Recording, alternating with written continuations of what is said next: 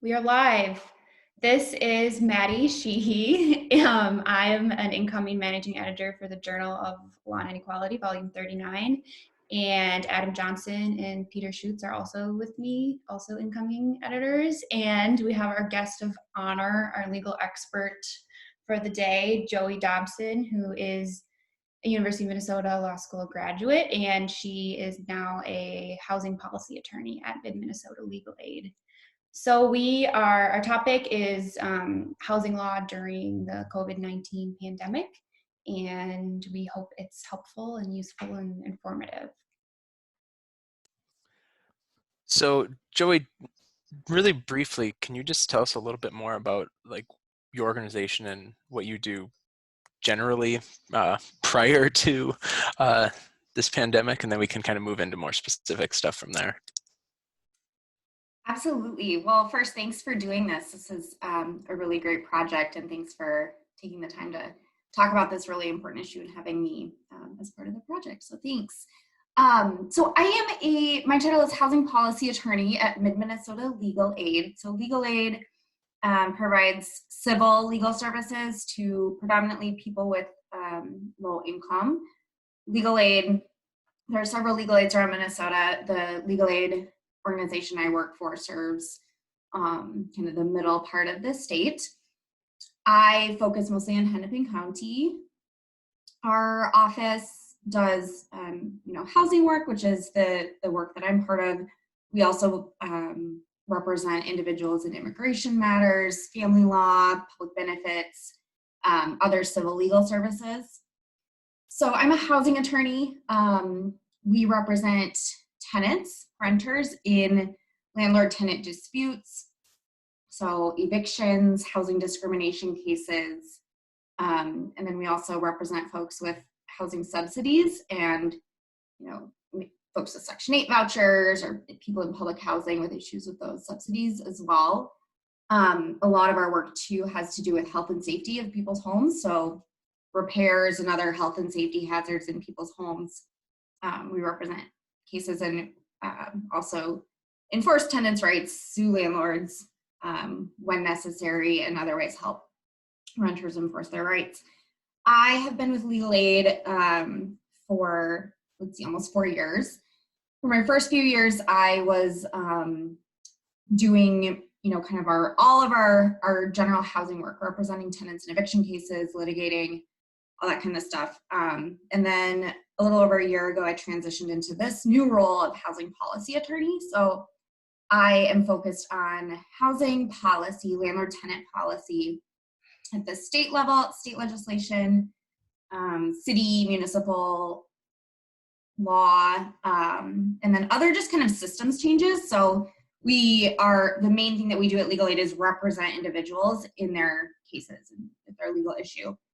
But of course, we identify sort of systemic issues that we would like to change to move the needle and make things better for our client community at large, and try to get upstream of some of the problems we see our clients facing. So that's my job. There's a lot to do and a lot to do right now.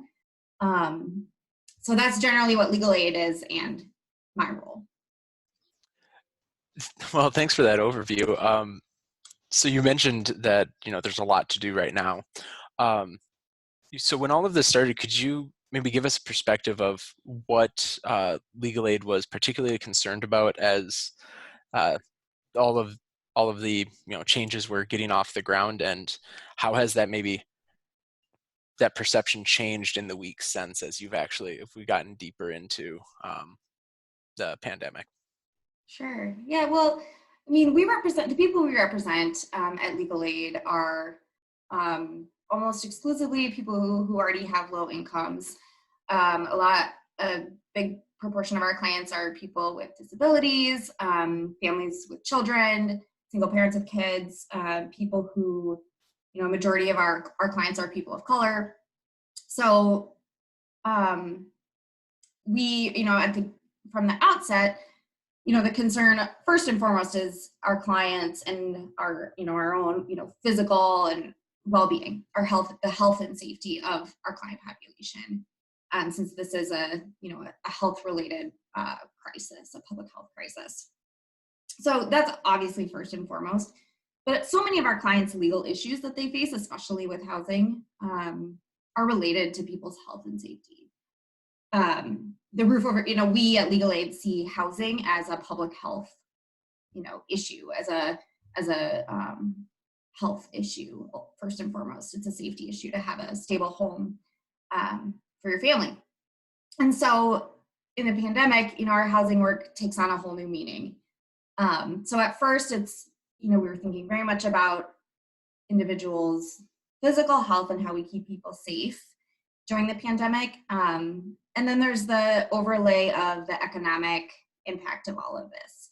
So paying rent, how are people going to pay rent when they're already, paying a large portion of their income on rent? The way that the housing market is right now is really tight.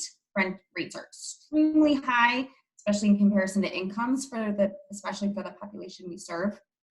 So, it's folks' well-being, and then intertwined with that is their sort of economic stability and ability to keep the roof over their head stable. And as the pandemic unfolded and related sort of policy changes, the governor's stay-at-home order and related changes to our economy, our clients are just facing more and more. They're kind of getting it from every angle right now, to be honest with you. They're worried about their health and safety, as we all are. They're worried, they're having to distance teach their kids from home. Kids are home from school. Maybe they've been laid off, and so might be eligible for unemployment benefits. But many of our clients, work in sort of service industry jobs or other sorts of jobs that maybe they just had a severe cut in hours. And so then they aren't as able to get as much relief from some of these other places. All the meanwhile, they're physically having to be in their homes more. So first of all, how do you, and I know this is something that's been talked about a lot, but how do you stay at home and how do you shelter in place when you don't have a safe place to be? Whether you're homeless or experiencing homelessness, or your home situation is unsafe, whether that's due to a domestic violence situation or a disability that, where you're not able to get the supports you need to remain healthy, or because of sort of repair-related health and safety hazards in your home. We're learning a lot more about the COVID-19 disease as itself, as a disease, but especially at first, we were really thinking about it as a respiratory illness, as it's at least in part that, and a lot of the hazards that renters whose landlords don't maintain their homes properly are hazards that exacerbate respiratory illness. People of color, for example, have much higher rates of respiratory illness like asthma, and especially as we come into spring, mold and moisture issues exacerbate those conditions. And so we're just really have become more and more concerned about people's well-being from all of those different angles. And then more, legally, that's part of it, is enforcing housing maintenance codes and state law about landlords' obligations to keep the home safe and habitable, but also evictions, right? Which I'm sure we can talk about a little bit more. But so our unit, we have a team of approximately 18 housing attorneys. And so we've all been really putting our heads together to figure out how we sort of rapid response, operate in the crisis mode now, and thinking ahead to what's going to happen as eviction moratorium gets lifted or things get tweaked.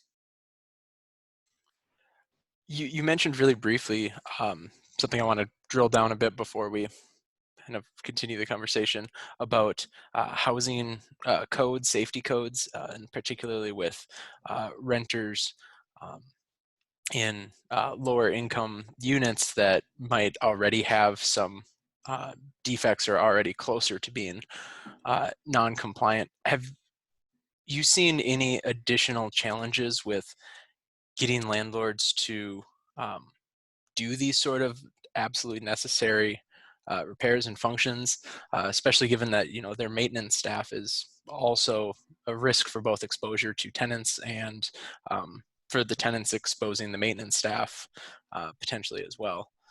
So I was just curious about your perspective on how to navigate that situation. No, that you bring up a really good point, Adam. These are all kind of intertwined problems and make it really tough for renters to know what to do. First, unfortunately, there are a lot of really great landlords out there.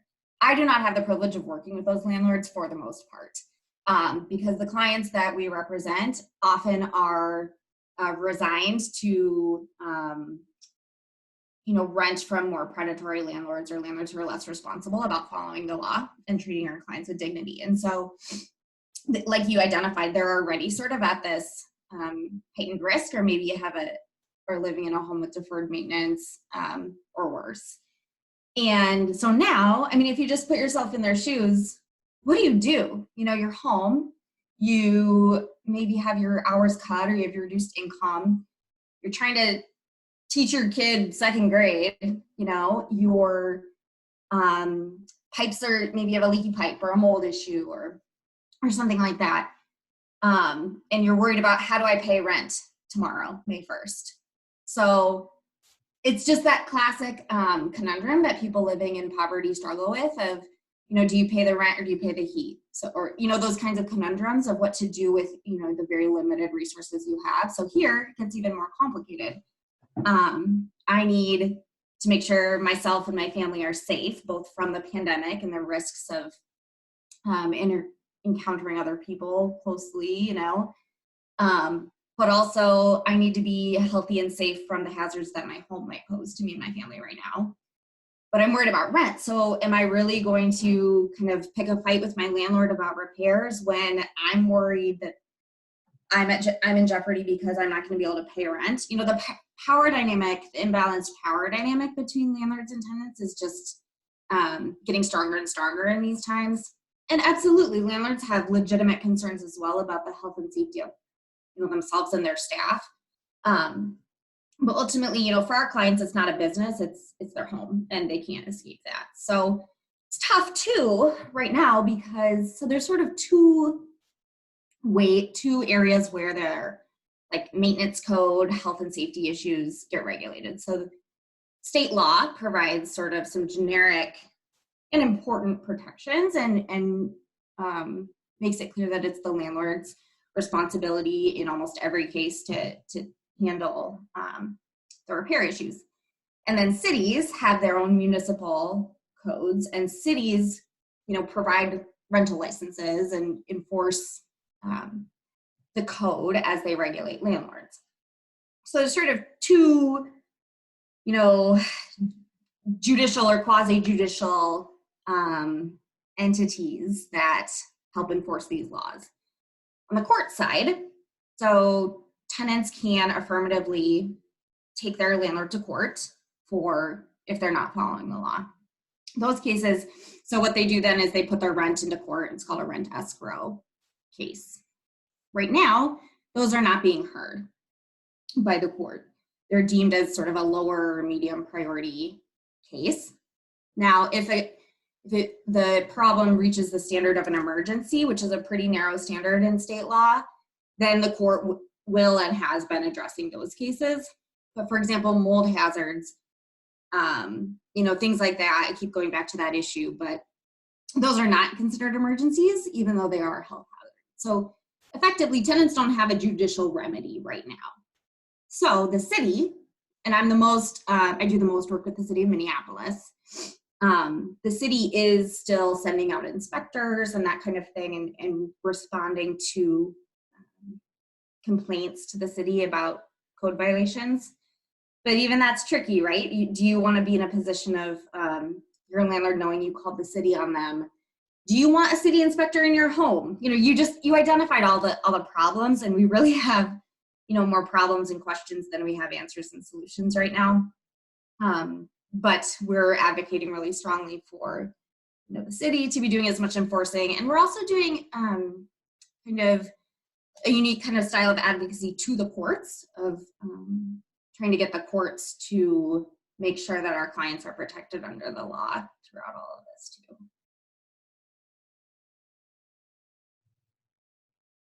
A quick follow-up question there, because you mentioned that mold is not considered an emergency, and I was wondering if you could talk a little bit more about kind of individual circumstances in this environment where, like, is mold always not considered an emergency, or if someone has been shown to have respiratory issues, could it play into that regard? Like, how do individual differences in being immunocompromised, having respiratory issues, and those sorts of things play into sympathy from the courts and policymakers?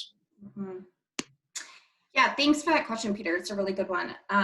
Generally, so the state law sets the standard for an emergency case, emergency tenant remedies action that a tenant can file with the court.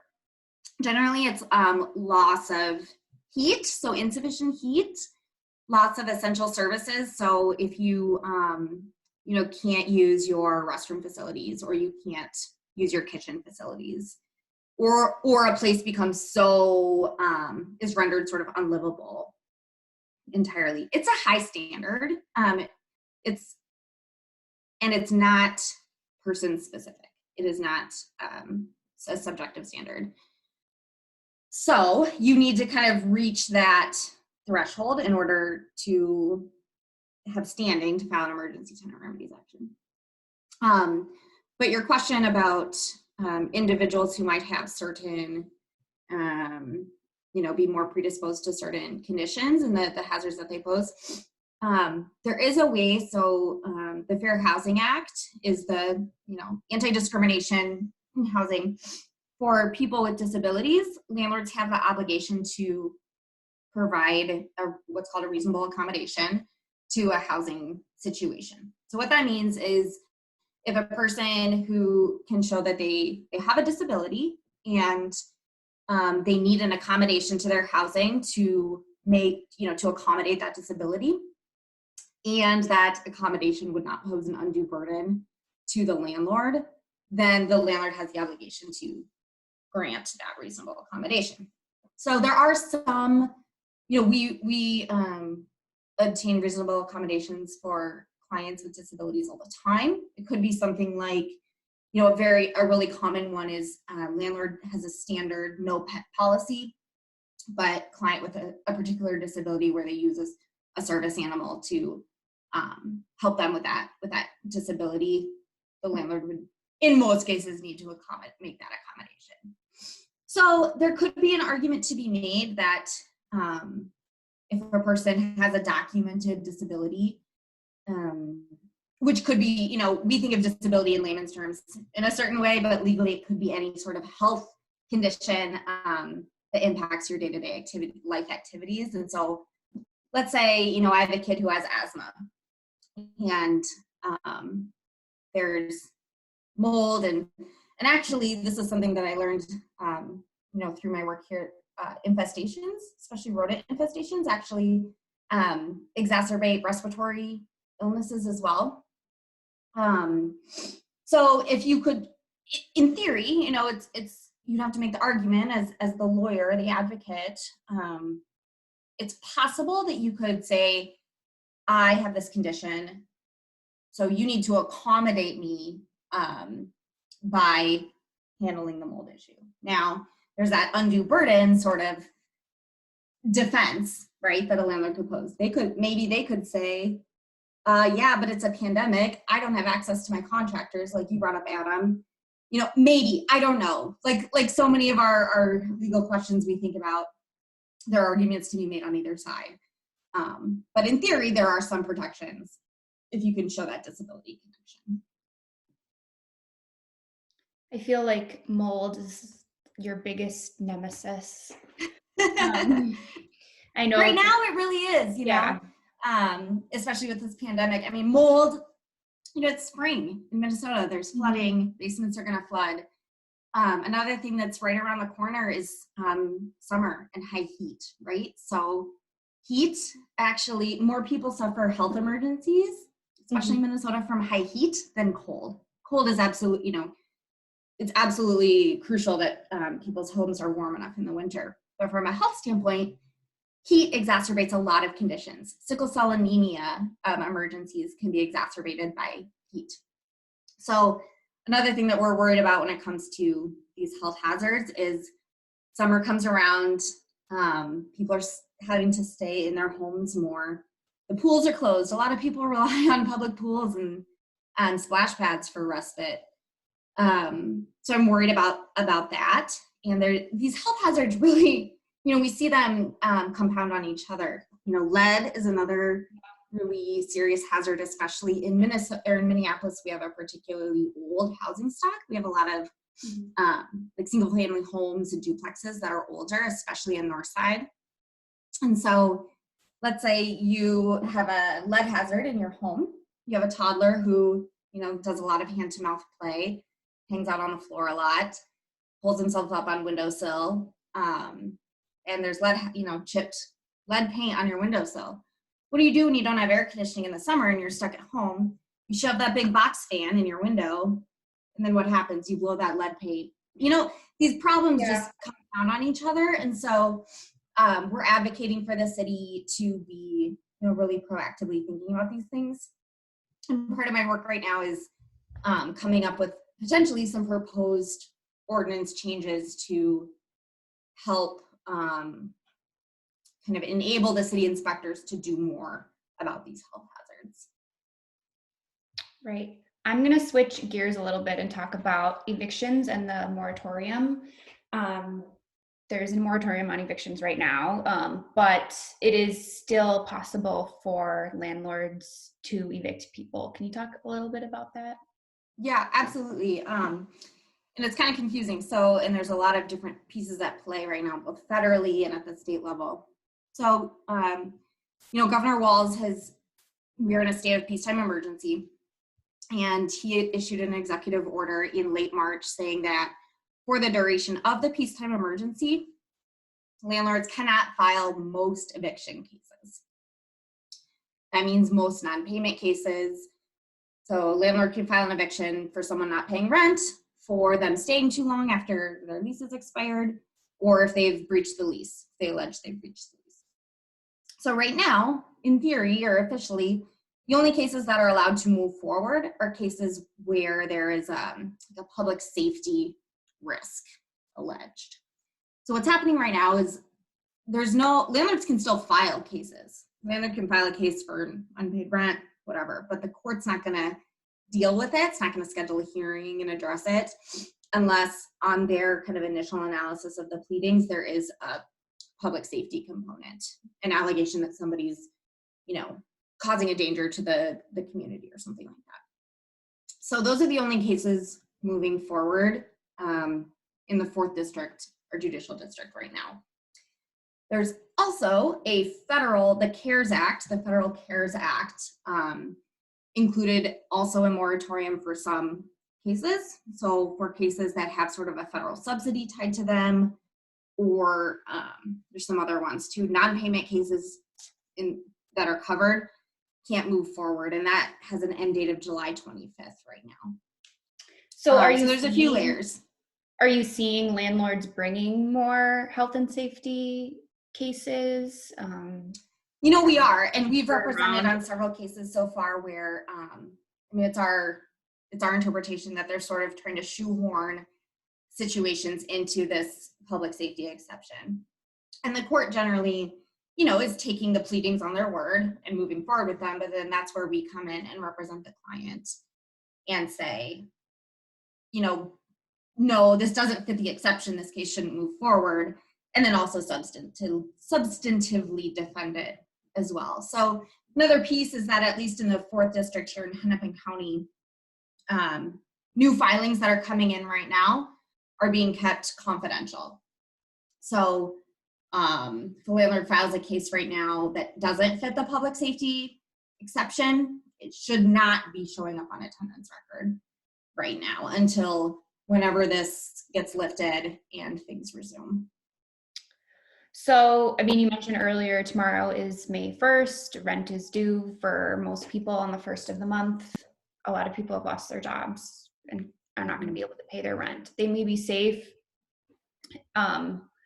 for the next month or however long the peacetime emergency lasts. But, what is their option when it's over and they maybe owe their landlord 3 months of rent, or whatever situation they're in.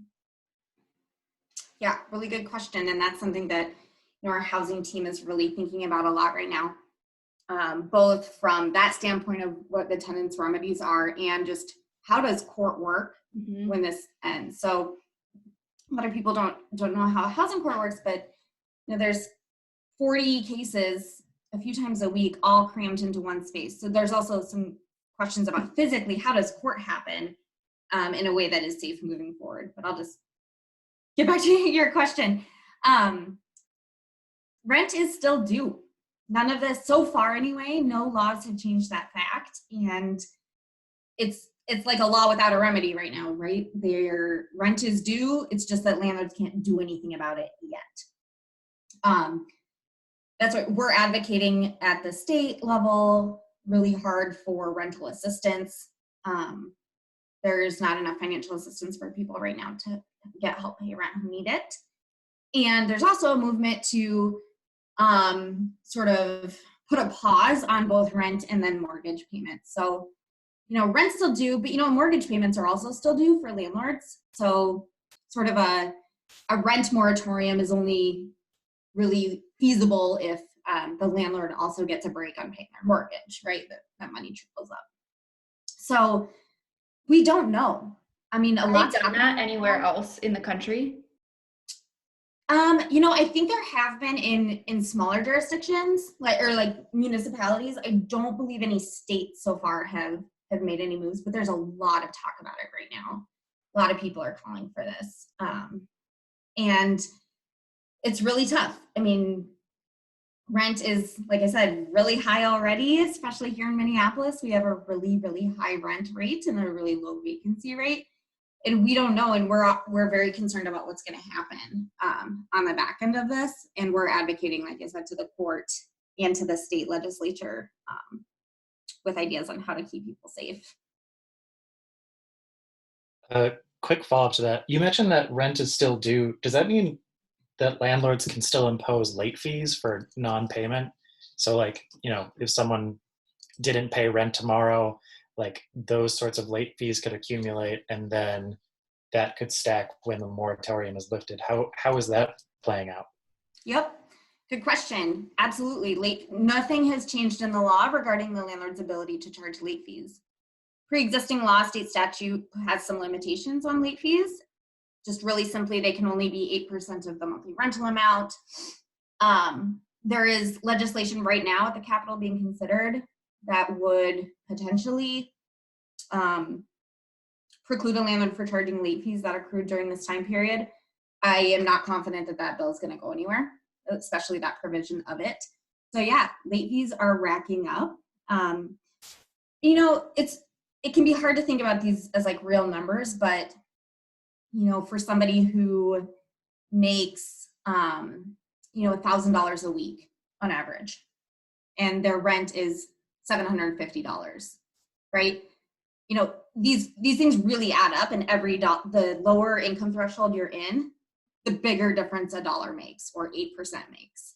So right now, late fees, landlord can still charge late fees. Another piece I just want to make sure is clear too, that landlords who aren't getting paid their rent can't file an eviction case or can't have an eviction case move forward in the court.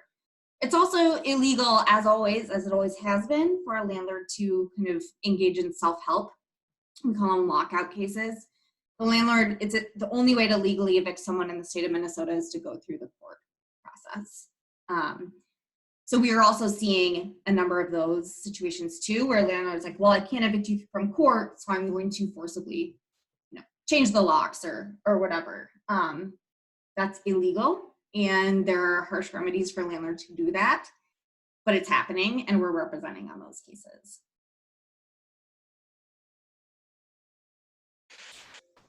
So there's obviously a lot of challenges that have arisen from this, and as you mentioned about summer coming, that will have continued new challenges arising. But is there anything that you've seen that make you hopeful about some aspect of some aspect of this about like maybe changes to come, or once we pull out of this, something like that?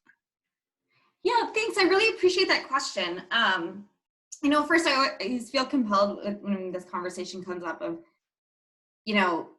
this isn't good. And, I always want to be careful to not spin this as, anything that's going on and the stressors and the dangers that people are living right now.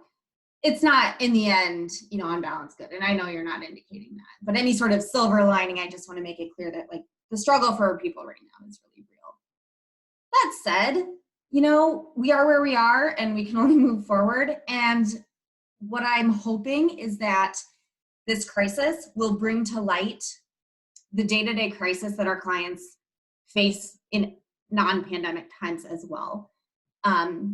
Lawmakers are thinking about housing in a new way right now, or more, and learning a lot. Right now, Minnesota is tied for the third fastest eviction process in the country. It's a warp speed process that makes it virtually impossible for clients to meaningfully express or enforce their due process rights. A case can be from filing to, tenant out on the streets in 8 days. That's not time to build a case, as any lawyer or law student knows.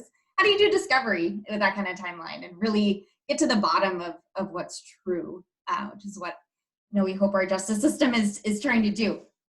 So pre-pandemic, one of our big policy agenda items has been to just breathe some time into the eviction process to get it right and to make sure tenants really have the rights that they theoretically do under the law.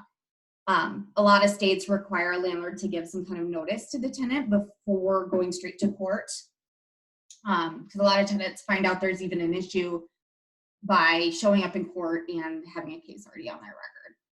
So I'm hoping just generally that this crisis is going to educate people in power about just how vulnerable you can be when you're a low-income tenant. Have you seen any signs or indications that maybe this is causing people who are in those positions to take a second look and reevaluate their positions? No, I think so. One of the things that's also been heartening is there is some overlap of interests among the landlord community and the tenant community. Both are struggling right now economically. The economic recession impacts everybody who engages with the economy. And so we have found some kind of unique ways of collaborating with the landlord kind of representative communities that we're often kind of at odds with because we have different interests. In this case, landlords have an interest in mortgage security, and tenants have an interest in keeping the roof over their head. So there are some things where we've come together, both the landlord representative organizations and us are advocating for rent assistance, for example, at the state capitol. On the flip side, we're seeing some of the same entrenched, disappointing standpoints from policymakers too, of, sort of this rhetoric of, well, if you work harder, or, sort of a renter bias of, well, you're at the landlord's mercy and it's the landlord's business at risk. And frankly, there are undertones of, racial stereotypes to some of those things too, of the kind of the ways people live and the assumptions we make about people. So it's also is sometimes frustrating to hear some of those get even kind of more entrenched right now. Well, thank you so much for talking with us and having this conversation and allowing us to share it with all of our JLI YouTube viewers. We really appreciate it, and I found it very informative and interesting, so I hope everyone else does too. Well, thanks for the opportunity to chat today. All three of you, really, your journal is amazing, and I appreciate this really innovative project. So thanks for taking the time. Thank you.